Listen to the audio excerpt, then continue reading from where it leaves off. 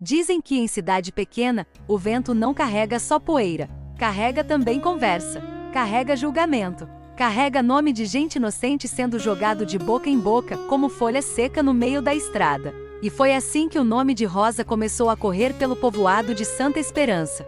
Rosa era uma moça da roça, simples, calada, trabalhadeira, daquelas que acordavam antes do sol aparecer por trás dos morros, quando o galo ainda estava ensaiando o primeiro canto e a terra permanecia fria debaixo dos pés. Ela morava numa casinha pequena feita de barro e madeira, no fim de uma estrada de chão batido. A casa ficava perto de um riacho estreito, cercada por pés de mandioca, milho, feijão e algumas galinhas que viviam ciscando no terreiro. Quem olhava de longe via apenas uma vida comum. Uma moça bonita de vestido simples, cabelo preso, mãos marcadas pelo trabalho e olhar profundo demais para alguém tão jovem.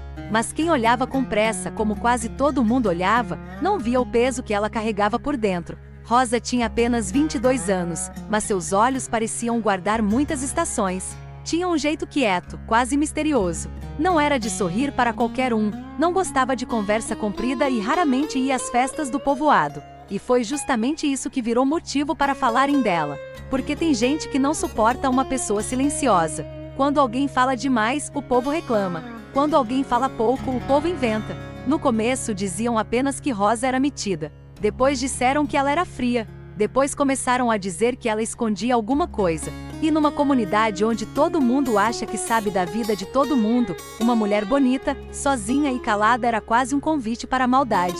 Rosa perdeu a mãe ainda menina. O pai, seu Antônio, ficou doente pouco depois. Era um homem forte, que antes derrubava a árvore, puxava enxada e carregava saco de milho nas costas. Mas a vida, quando decide cobrar, às vezes cobra com juros. Uma doença foi tomando os movimentos dele aos poucos. Primeiro veio a fraqueza nas pernas, depois as dores no corpo, depois a tosse, depois o cansaço. E quando Rosa percebeu, o pai que um dia sustentava a casa já não conseguia mais levantar da cama sem ajuda. Desde então, tudo caiu sobre os ombros dela. A roça, a casa, a comida, os remédios, as contas e o silêncio. Mas ninguém queria saber disso. O povo só via Rosa passando cedo pela estrada com uma sacola nas mãos, indo para a feira vender ovos, farinha e algumas verduras. Viam Rosa voltando tarde, às vezes quando o céu já estava escuro. Viam Rosa recusando o convite de festa. Viam Rosa evitando conversa com os rapazes. E como não sabiam a verdade, fizeram o que muita gente faz, inventaram uma. Dona Célia, uma mulher que morava perto da capela, foi uma das primeiras a espalhar veneno. Ela dizia: "Essa menina tem segredo. Mulher direita não vive assim, toda escondida." E Bastiana, que vendia bolo na feira, completava: "Eu também acho. Ela é bonita demais para viver sozinha daquele jeito. Alguma coisa tem." As pessoas não falavam diretamente com Rosa. Falavam dela. E isso era pior, porque a palavra dita pelas costas chega no ouvido da pessoa como pedra jogada no escuro. A gente não vê de onde veio, mas sente o impacto. Rosa ouvia. Fingia que não, mas ouvia. Quando passava pela feira, algumas mulheres cochichavam. Quando entrava na venda de seu amaro, os homens paravam de falar por um segundo, só para depois continuarem mais baixo. Quando ia à igreja, percebia os olhares atravessados, como se ela fosse uma pergunta sem resposta. Mesmo assim, Rosa seguia. Cabeça baixa, passo firme, coração ferido. Naquela época havia no povoado um rapaz chamado Miguel. Filho de fazendeiro, estudado, boa aparência, fala mansa. Era o tipo de homem que todo mundo elogiava antes mesmo de conhecer direito. Miguel gostava de aparecer, gostava de ser admirado.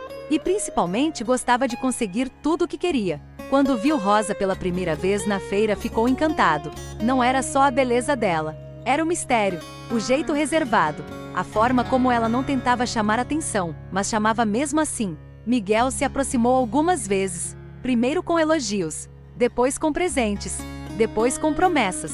Mas Rosa sempre se esquivava. Ela não era rude, apenas não abria espaço. Miguel, acostumado com sorrisos fáceis, não aceitou bem aquela distância. Um dia, na saída da feira, ele esperou Rosa perto da estrada. O sol já estava descendo, pintando o céu com uma cor alaranjada. Rosa carregava uma cesta vazia no braço e caminhava rápido, porque precisava chegar em casa para dar o remédio do pai. Miguel surgiu ao lado dela e disse: "Rosa, por que você foge tanto de mim?" Ela parou, respirou fundo e respondeu: "Não estou fugindo. Só tenho minha vida para cuidar. Ele sorriu, mas aquele sorriso não era leve. Era de quem se sentia desafiado. Eu poderia te dar uma vida melhor. Você não precisa continuar nesse sofrimento. Rosa olhou para ele. Nem todo sofrimento se resolve aceitando qualquer mão estendida. Miguel ficou sério. Qualquer mão. É assim que você fala comigo? Eu falo a verdade. Ele deu um passo mais perto. Você acha que é melhor do que as outras? Rosa apertou a cesta contra o corpo. Não, eu só sei o que eu quero. E o que eu não quero. A resposta queimou Miguel por dentro. Homem orgulhoso, quando não sabe receber um não, transforma a rejeição em vingança. Na semana seguinte, as conversas sobre Rosa pioraram. Começaram a dizer que ela se encontrava com homens escondida. Depois disseram que ela tinha sido vista entrando numa casa abandonada. Depois inventaram que o pai dela nem estava tão doente assim, que tudo era desculpa para ela viver do jeito dela. Rosa sabia de onde aquilo vinha, mas não podia provar. E mesmo que provasse, talvez ninguém quisesse ouvir. Porque a mentira, quando agrada quem julga, vira verdade na boca do povo. Seu Antônio percebia a tristeza da filha. À noite, deitado na cama, ele a chamava com a voz fraca. Rosa. Ela se aproximava. Sim, pai? Você anda chorando escondida? Rosa tentava sorrir. É só cansaço. Ele fechava os olhos por um instante. Cansaço molha o rosto também? Ela ficava em silêncio. Seu Antônio então segurava a mão dela com a pouca força que ainda tinha. Minha filha, o povo fala porque não aguenta carregar a própria vida. Então tenta carregar a dos outros com a língua. Rosa baixava os olhos. Mas dói, pai. Eu sei. Mas não deixe a maldade dos outros te convencer de que você é menor. Rosa respirava fundo, segurando o choro. Ela queria ser forte. Precisava ser forte. Mas até a terra mais firme racha quando passa muito tempo sem chuva. O segredo de Rosa não era pecado. Não era vergonha. Não era nada do que o povo imaginava. Mas ela não contava porque envolvia uma promessa. Antes de morrer, a mãe de Rosa havia pedido uma coisa. Naquela noite, anos atrás, quando a febre já consumia seu corpo, Dona Helena chamou a filha perto da cama. Rosa ainda era adolescente. Tinha os olhos cheios de medo e as mãos tremendo. A mãe segurou seu rosto e disse: Minha filha, tem uma coisa que você precisa saber. Rosa chorava. Não fala assim, mãe. A senhora vai melhorar. Dona Helena sorriu com tristeza. Escute. Seu pai não pode ficar sozinho se eu partir. Ele é forte por fora, mas por dentro é como barro molhado. Promete que vai cuidar dele? Rosa prometeu. Mas havia mais. Dona Helena respirou com dificuldade e continuou. E tem uma carta. Está guardada dentro da caixa de madeira, debaixo das roupas. Um dia, quando chegar a hora certa, você vai entender, mas não mostre a ninguém antes. Rosa não entendeu naquele momento. Depois da morte da mãe, encontrou a caixa. Dentro dela havia uma carta antiga, amarelada, escrita com letra tremida. A carta revelava algo que mudaria tudo. Seu Antônio, o homem que criou Rosa, não era seu pai de sangue. Rosa era filha de outro homem. Um homem rico da região chamado Augusto Valente, dono de muitas terras e muito poder. Dona Helena havia trabalhado na fazenda dos Valente quando jovem. Augusto se apaixonou por ela, ou pelo menos dizia isso. Mas quando descobriu que ela estava grávida, a família dele impediu qualquer união. Para proteger a criança, Dona Helena saiu da fazenda e se casou anos depois com Antônio, que assumiu Rosa como filha sem jamais tratá-la diferente. Na carta, Dona Helena explicava que Augusto soube da existência da filha e, antes de morrer, deixou registrado em documento que parte de suas terras pertenceria a Rosa.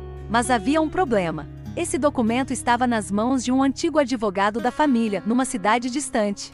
Dona Helena não teve forças nem coragem de buscar, e pediu que Rosa só fosse atrás disso quando seu Antônio estivesse seguro, ou quando a necessidade fosse grande demais. Rosa guardou a carta por anos. Não queria terra. Não queria dinheiro, não queria confusão, queria apenas cuidar do pai e viver em paz. Mas a doença de seu Antônio começou a piorar. O médico da cidade avisou que ele precisava de tratamento melhor, exames e remédios caros. Rosa começou então a sair escondida, não para encontrar homem nenhum, como o povo dizia. Ela saía para tentar resolver os documentos. Pegava carona com caminhoneiros conhecidos. Ia à cidade vizinha, entrava em cartório, procurava o velho advogado. Voltava tarde, exausta, muitas vezes sem resposta. E cada viagem alimentava mais as fofocas. O povo via a sombra, mas inventava um monstro. Um dia, Rosa finalmente encontrou o advogado. Ele já era idoso, usava óculos grossos e tinha uma sala cheia de papéis velhos. Quando ela mostrou a carta, o homem ficou pálido. Eu pensei que ninguém viria mais atrás disso, disse ele. Rosa sentiu o coração acelerar. Então é verdade? O advogado abriu uma gaveta, tirou uma pasta antiga e colocou sobre a mesa. Sim, Augusto Valente reconheceu você em testamento. Parte da terra da fazenda Boa Vista pertence à senhora. Rosa ficou sem fala. A fazenda Boa Vista era enorme, uma das maiores da região.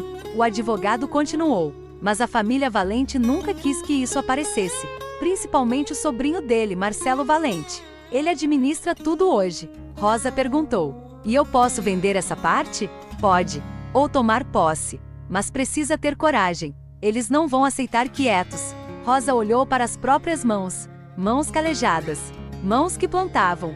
Mãos que lavavam roupa no tanque. Mãos que viravam o pai na cama. Mãos que nunca pediram nada a ninguém. Eu só preciso salvar meu pai, disse ela. O advogado respirou fundo. Então vamos começar. A notícia não demorou a chegar aos ouvidos de Marcelo Valente. Marcelo era um homem elegante, frio, dono de um olhar que parecia medir o valor das pessoas pelo que elas possuíam. Quando soube que Rosa estava atrás da herança, ficou furioso. Para ele, aquela moça da roça era um problema. Um nome que não deveria existir. Uma verdade enterrada que agora estava tentando sair do chão. Marcelo procurou Miguel. Sim, o mesmo Miguel que havia sido rejeitado por Rosa. Os dois se encontraram numa noite na varanda da casa grande da fazenda. Marcelo disse: Você conhece essa Rosa, não conhece? Miguel respondeu com desprezo: Conheço. Moça difícil. Acha que é muita coisa. Marcelo serviu uma dose de bebida. Ela está mexendo com documentos que não entende. Se continuar, vai trazer problema. Miguel sorriu de canto. E o que você quer que eu faça? Marcelo olhou para ele. O povo já fala dela. Faça falarem mais. E assim a maldade ganhou dono, forma e direção. No domingo seguinte, depois da missa, a fofoca explodiu. Dona Célia contou que Rosa estava tentando roubar terras dos Valente. Bastiana disse que ela havia inventado uma história para ficar rica. Outros disseram que a mãe dela tinha sido uma mulher sem honra. E alguns, mais cruéis, disseram que Rosa queria abandonar o pai doente assim que colocasse as mãos no dinheiro. Quando Rosa chegou à feira naquela semana, o silêncio foi diferente. Não era mais cochicho, era condenação. Seu Amaro, que antes comprava os ovos dela, recusou. Hoje não vou querer, Rosa. Ela perguntou: Tem algum problema com os ovos? Ele desviou o olhar. Melhor você vender em outro canto. Na barraca de farinha, uma mulher murmurou alto bastante para ela ouvir. Tem gente que nasce pobre e quer subir na vida com mentira. Rosa sentiu o rosto queimar. Ela não respondeu, mas por dentro alguma coisa quebrou. Voltou para casa com a cesta quase cheia. Ao chegar, encontrou o pai tossindo muito. Correu para ajudá-lo, deu água, ajeitou o travesseiro. Seu Antônio percebeu. O que aconteceu? Rosa tentou esconder. Nada. Ele insistiu. Minha filha. Ela desabou. Sentou-se no chão, ao lado da cama, e chorou como criança. Chorou por tudo que havia segurado. Pela mãe, pelo pai, pela fome que às vezes rondava a casa, pelas noites sem dormir, pelas mentiras, pelo peso de ser julgada por pessoas que nunca perguntaram se ela precisava de ajuda. Seu Antônio, com os olhos marejados, disse: Rosa, abra a caixa. Ela levantou o rosto. Pai? A caixa da sua mãe. Eu sei da carta. Rosa ficou imóvel. O senhor sabe? Ele sorriu fraco. Eu sempre soube. E nunca me disse? Porque amor de pai não precisa de sangue para ser verdade. Eu não queria que você se sentisse dividida. Rosa segurou a mão dele. O senhor é meu pai. Eu sei. E você é minha filha.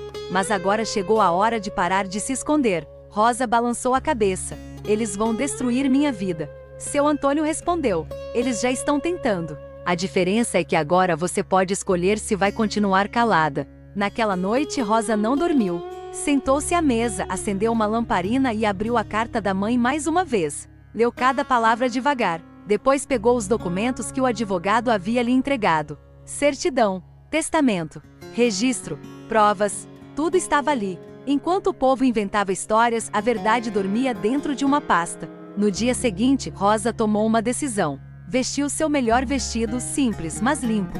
Prendeu o cabelo. Colocou os documentos numa bolsa de pano e foi até a praça, bem na hora em que a feira estava cheia. O povoado inteiro parecia estar ali. Homens encostados nos balcões, mulheres escolhendo verduras, crianças correndo, velhos sentados à sombra. Rosa subiu no pequeno degrau em frente à venda de seu amaro. Alguns riram, outros cochicharam. Dona Célia cruzou os braços. Miguel, que estava perto da farmácia, olhou com ironia. Rosa respirou fundo. A voz saiu firme, embora o coração estivesse batendo como tambor em dia de festa. Eu sei que muitos aqui têm falado de mim. O movimento diminuiu. Ela continuou. Disseram que eu saía escondida para fazer coisa errada. Disseram que eu queria roubar. Disseram que minha mãe era uma vergonha. Disseram que eu abandonei minha honra. O silêncio cresceu, mas ninguém veio perguntar a verdade. Rosa tirou os papéis da bolsa. Eu saía para procurar documentos. Porque meu pai está doente. Porque preciso pagar tratamento. Porque minha mãe deixou uma carta antes de morrer. E porque existe uma verdade que algumas pessoas poderosas esconderam por muitos anos. Miguel tentou interromper. Isso é teatro. Rosa olhou diretamente para ele. Teatro é fingir ser bom enquanto espalha mentira. Algumas pessoas viraram o rosto para Miguel. Rosa ergueu a carta. Minha mãe trabalhou na fazenda Boa Vista. Augusto Valente foi meu pai de sangue. Antes de morrer, ele reconheceu isso em testamento. Parte da terra que hoje a família Valente usa também é minha por direito. Um murmúrio atravessou a praça. Dona Célia soltou uma risada nervosa. Isso é mentira. Nesse momento, uma voz masculina respondeu. Não é. Todos olharam. Era o advogado. Ele havia vindo da cidade vizinha com uma pasta de couro na mão. Caminhou até Rosa e ficou ao lado dela. Eu sou o Dr. Álvaro Menezes. Fui advogado de Augusto Valente. Estes documentos são legítimos. Reconhecidos em cartório. A praça mudou de cor. Aquelas pessoas que antes olhavam Rosa como culpa começaram a olhá-la como surpresa. Miguel ficou vermelho. Dona Célia perdeu a fala. Mas a maior surpresa veio minutos depois, quando Marcelo Valente chegou montado em seu cavalo, acompanhado de 2 empregados. Ele desceu com pressa. Isso é uma armação. O advogado abriu a pasta. Marcelo, eu recomendo cuidado com suas palavras. Há cópias autenticadas, registro e testemunhas. E também há provas de que sua família ocultou essa informação. Marcelo olhou para Rosa com raiva. Você acha que vai tomar o que é meu? Rosa desceu do degrau e ficou diante dele. Eu não quero o que é seu. Quero o que minha mãe não teve força para buscar. Quero o direito que esconderam de mim. E quero cuidar do meu pai. Marcelo riu com desprezo. Seu pai? Aquele homem nem seu pai é. A praça ficou muda. Foi uma crueldade dita para ferir. Mas Rosa não abaixou a cabeça. Pelo contrário, ela deu um passo à frente. Pai é quem ficou quando todos foram embora. Pai é quem me deu comida quando não tinha quase nada. Pai é quem me ensinou a plantar, a respeitar e a levantar depois da queda. Sangue explica nascimento. Amor explica família. Ninguém disse nada. Até o vento pareceu parar para ouvir. O rosto de Marcelo endureceu, mas ele já não tinha o mesmo tamanho diante do povo. Sua força dependia do medo dos outros. E naquele momento o medo começava a trocar de lado. A história foi parar na justiça. Durante semanas o povoado só falou disso. Mas agora o tom era outro. Aqueles que antes acusavam começaram a dizer que sempre desconfiaram que Rosa era inocente. É curioso como muita gente muda de memória quando a verdade aparece. Dona Célia, que havia espalhado metade das fofocas, tentou se aproximar um dia na saída da igreja. Rosa, minha filha, eu nunca falei por mal. Rosa olhou para ela com calma. Falou sem saber. Às vezes isso já é mal suficiente. E seguiu andando. Não gritou. Não humilhou. Não precisou. A dignidade dela era uma resposta mais pesada que qualquer insulto. Com o processo em andamento, Marcelo tentou acordo. Não por bondade, mas por medo de perder mais. Rosa aceitou vender sua parte da terra por um valor justo. Não queria morar na fazenda. Não queria carregar o nome Valente. Queria apenas libertar o pai da dor e a si mesma da necessidade. Com o dinheiro levou seu Antônio para tratamento na cidade grande. Foram dias difíceis. Hospitais têm um silêncio estranho. Um silêncio cheio de passos, máquinas, esperança e medo. Rosa dormia em cadeira dura. Comia pouco. Rezava muito. Seu Antônio melhorou um pouco. Não ficou como antes, mas voltou para casa com menos dor e mais tempo. E para Rosa, tempo era o maior presente. Quando voltaram ao povoado, a casa já não parecia a mesma. Rosa reformou o telhado. Comprou uma cama melhor para o pai. Arrumou a cozinha. Plantou mais. Comprou 2 vacas. E, pela primeira vez em muitos anos, respirou sem sentir que o mundo inteiro estava sentado sobre seu peito. Mas a mudança maior não foi na casa. Foi nela. Rosa continuou simples. Continuou da roça. continuou acordando cedo, mas agora andava diferente. Não por orgulho, por consciência. Quem conhece a própria verdade não precisa pedir licença para existir. Miguel tentou falar com ela meses depois. Encontrou Rosa perto do riacho, lavando algumas roupas. Aproximou-se devagar, sem o mesmo ar de superioridade. Rosa, ela não se virou de imediato. Diga, ele engoliu seco. Eu errei com você. Rosa torceu a roupa, colocou sobre uma pedra e olhou para ele. Errou. Eu estava com raiva. Raiva não inventa mentira sozinha. Ela só mostra o que já morava dentro da pessoa. Miguel baixou a cabeça. Você me perdoa? Rosa ficou em silêncio por alguns segundos. O riacho corria entre as pedras, fazendo aquele barulho pequeno de água viva. Eu perdoo, disse ela. Mas perdão não é convite para voltar. Miguel assentiu sem resposta. Rosa pegou a bacia e foi embora. E aquele foi o último dia em que ele teve coragem de procurá-la.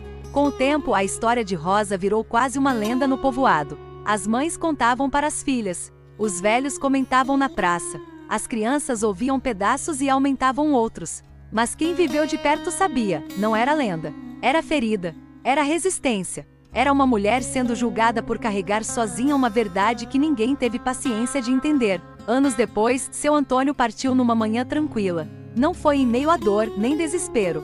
Foi deitado em sua cama, com Rosa segurando sua mão. Antes do último suspiro, ele disse: Você cumpriu sua promessa. Rosa, chorando, respondeu: Eu queria ter feito mais. Ele sorriu, quase sem força. Você fez tudo. Depois disso, fechou os olhos. Rosa enterrou o pai ao lado da mãe, debaixo de uma árvore grande, onde o vento passava devagar. Na lápide dele mandou escrever: Antônio Pereira, pai por amor, homem de verdade. Depois da morte dele, muitos acharam que Rosa iria embora. Mas ela ficou. Transformou a pequena propriedade em um sítio bonito. Plantou flores na entrada, aumentou a horta, começou a vender queijos, doces e farinha na cidade. Também passou a ajudar outras mulheres da região. Mulheres abandonadas. Mulheres viúvas. Mulheres julgadas. Mulheres que ouviam a vida inteira que não podiam, não sabiam, não mereciam. Rosa ensinava o que sabia. Ensinava a plantar, a vender, a guardar dinheiro, a não depender de promessa vazia. E principalmente ensinava uma coisa que aprendeu com dor: não entregue sua verdade na mão de quem só sabe usar a língua como faca. Certo dia, uma menina chamada Clara apareceu em sua casa. Tinha 16 anos e os olhos inchados de chorar. Rosa a recebeu na varanda. O que houve? Clara sentou-se, apertando as mãos. Estão falando de mim no povoado. Rosa ficou quieta. A menina continuou. Disseram coisas que não são verdade.